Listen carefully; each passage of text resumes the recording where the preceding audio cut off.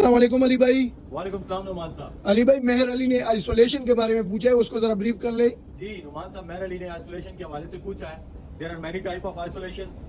The most common जो है वो मेरी इंडस्ट्री में जो इस्तेमाल हो रही हैं उनको मैं एक्सप्लेन करूंगा one by one. Hope so इसमें मेजर पोर्शन कवर हो जाएगा।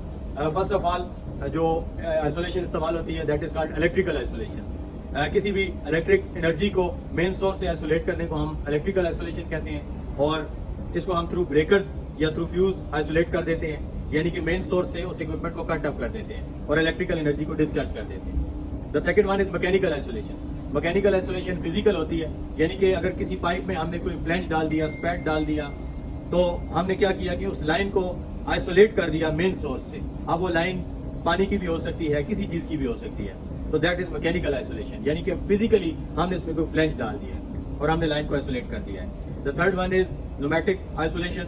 अगर किसी इक्विपमेंट में थ्रू एयर हमने एक एनर्जी क्रिएट की हुई है प्रेशर देके, तो उस एयर को रिलीज करना डिस्चार्ज वाल्व से या एयर कंट्रोल वाल्व से उसको रिलीज कर देना और उस लाइन को आइसोलेट कर देना, that is pneumatic isolation. The fourth one is thermal isolation. जब भी किसी इक्विपमेंट में स्टीम से हमने एक एनर्जी स्टोर की हुई होती है, उस स्टीम को रिलीज कर देना, डिस्चार्ज कर देना through valves, through discharge valves, और उस लाइन को आइसोलेट कर देना और उस पर काम परफॉर्म करना, that is called thermal isolation.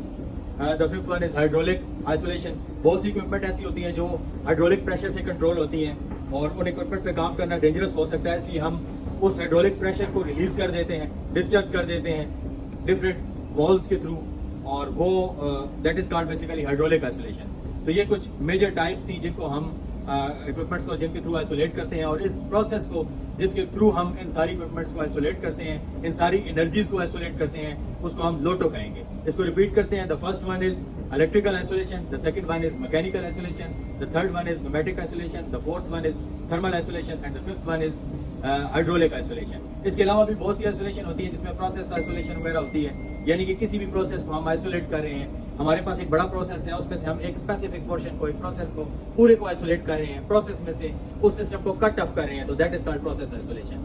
तो ये कुछ मेजर टाइप्स थी। होप सो फायदेमंद होगा आपके लिए। फर्दर व्हाट्सएप ग्रुप को ज्वाइन करें और वहां पे भी हम सेफ्टी के हवाले से डिस्कशन कर सकते हैं। Thank you very much.